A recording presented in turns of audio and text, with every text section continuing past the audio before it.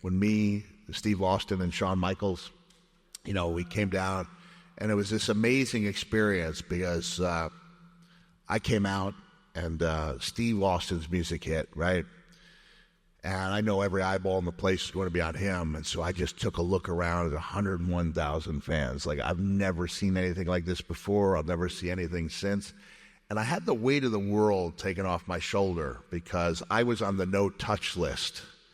I was not to be touched by any of the talent, but I could touch them. And right before my apologies to any Irishmen out there. I'm going to do the worst brogue in the world, right? Sheamus comes up to me right before they go out to wrestle the New Day, and he goes, "When you get out there, fella, hit me as hard as you can." I said, I'm pretty sure I can do this, make it look good without doing it. He just looks at me and goes, "As hard as you can, fella. As hard as you can." I went back and watched that footage, and I thought someone had sped it up because I was moving faster. And as I'm talking, I know exactly where that point in my forearm is that's still sore over 3 years later from hitting that hard-headed son of a bitch as hard as I could, like 27 times. And he was fine 5 minutes later, and I'm lying there after WrestleMania with an ice pack on my forearm. I could still touch the exact spot where it hurts. And that was the only time I've been there. So, unfortunately, like even for the when I refereed the Hell in a Cell, I walked in to see Hunter, and he was like, "Don't even think about it, Mick.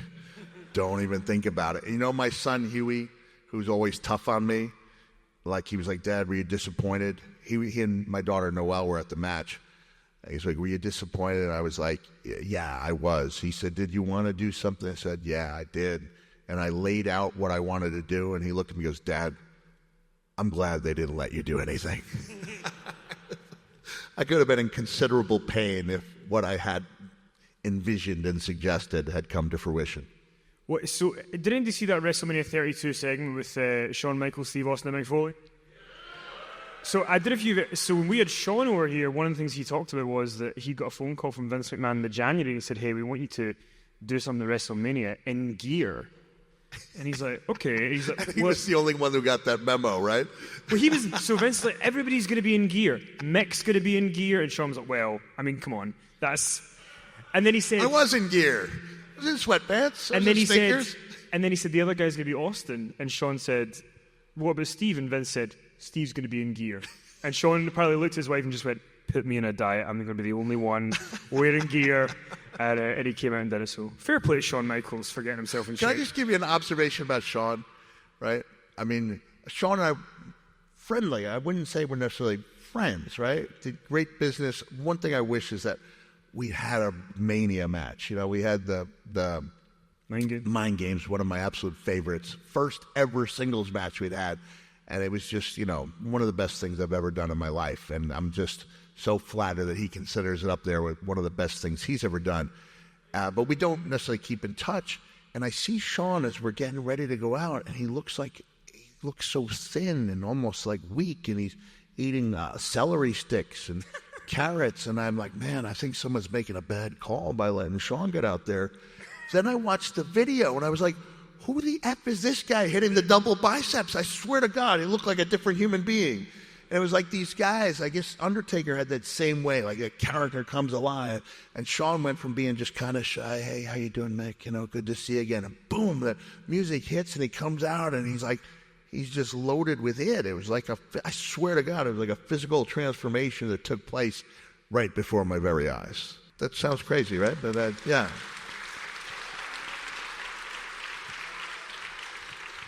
And I just want to point out, for the record, the New Day lost to the League of Nations just so we could do a run-in. Thank you, New Day. If it was a dream match, I'd love to wrestle someone like Ricochet because I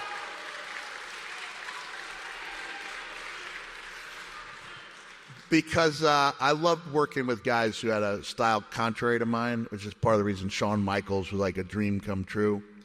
And Ricochet is small enough to where I could do big guy stuff. You know what I mean? And I just, I would just love to think of ways to ground him and then make the flying, really mean as much as possible. And I'm not just saying this because he runs the place, but it was a case of me working a match in my current state. Then I know I could still have a good match with Triple H because he could work around my weaknesses. I could, yeah. So, do you, what? Does that, so you want to have a 40-minute match? Is that what you're saying? I don't know. But we did that.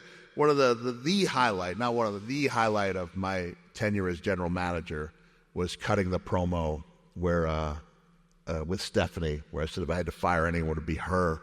Triple H came out, cut the promo on me, and then he ordered me out of his ring. And we didn't know. Sometimes you don't know how people are going to react, And Michael Hayes pitched to me like you're going to walk away like Willie Loman, who was in a play called Death of a Salesman. Walk away just hurt, and beleaguered. And then I just looked down, just reached in and just pulled out that little bit of the sock, and the little section of the audience could see it just went crazy, And, Triple H and Stephanie acted like the applause was for them, and that sock came up there. And the funny thing is, there's no low blows anymore, right? So people don't just naturally know how to give a low blow, right? I was the first person that Stephanie ever slapped, right? So I'd be so proud if she went on to make that her thing, When I was a commissioner in 1990 and she had to slap me, I was like, Stephanie, you can slap me as hard as you want. Just hit me with your fingers and not your palm, and don't hit me in the eardrum. And then it's easy. It's like me with Sheamus. I can hit him as hard as I want, right? So now it comes to a low blow, and Stephanie hasn't given a low blow in like 10 years. And I was like, you only get one shot. I said, okay, you want to know the secret of the low blow is? You can hit someone as hard as you want, as long as the contact point is between the guys and the butthole. If you can make contact with that little bit of space there, it's often known as the taint. So it was a dramatic uppercut to the Foley taint. And it was just done with great ferocity. It looked great. You only have one angle, and it was good stuff. And as fate had it, a huge snowstorm was hitting Detroit that night. And for only like one of 3 or 4 times in my entire career, I got a lift home on the McMahon jet, the WWE jet. And otherwise I would have been grounded and left stranded in Detroit for an additional 2 days. I remember being on that plane and just really enjoying a certain glow that I hadn't had in a long time. It was the one thing I had missed about wrestling, was that post-match glow where you feel like you've accomplished something and you just want to celebrate it with the people who were part of it. So on that certain night, I'm going to segue here into something about the Undertaker that I've I haven't talked about, and in the entirety of my 20 years tour, I never talked about this. So I didn't remember a lot of it, and I had to be pieced back together. But Taker and I were good friends on the road in 1990, and I never rode with him once. From '96 on, never rode with the Undertaker, never stayed with him again.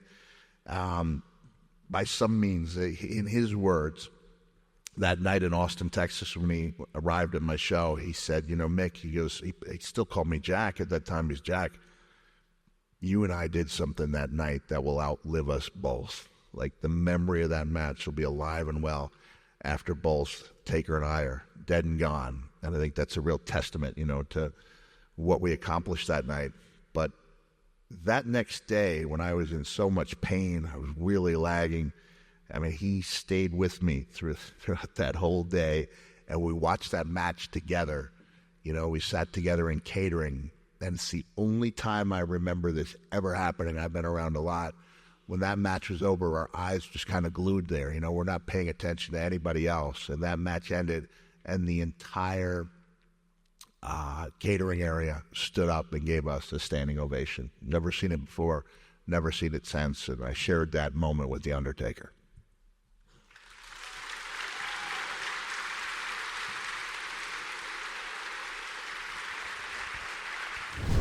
When Dominic DeNucci agreed to train me, right, I would go.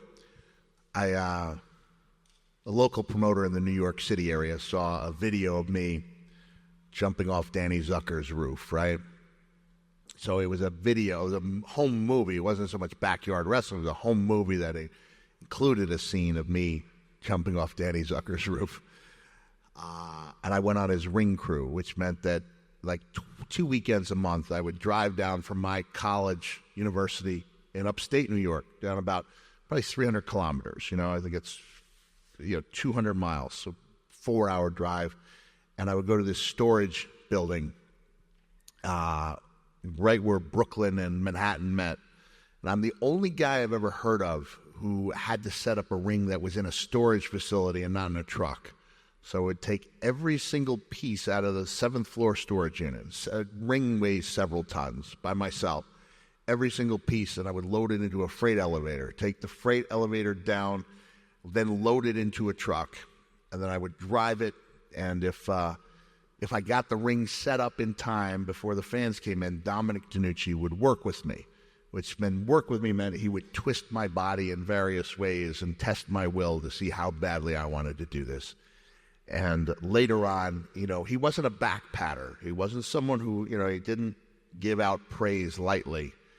And I knew I'd won his respect when he went up to one of his colleagues. He said, "That kid has a ball this big." Never been proven historically. Speaking figuratively, though, he thought I had a lot of courage. And he told me about some guys he was training in Western Pennsylvania, Shane Douglas being like the prize pupil. And then he looked at me, this is the piece of advice, he said, "Don't think you're going to make your living doing this." I absolutely planned on making my living doing that BS.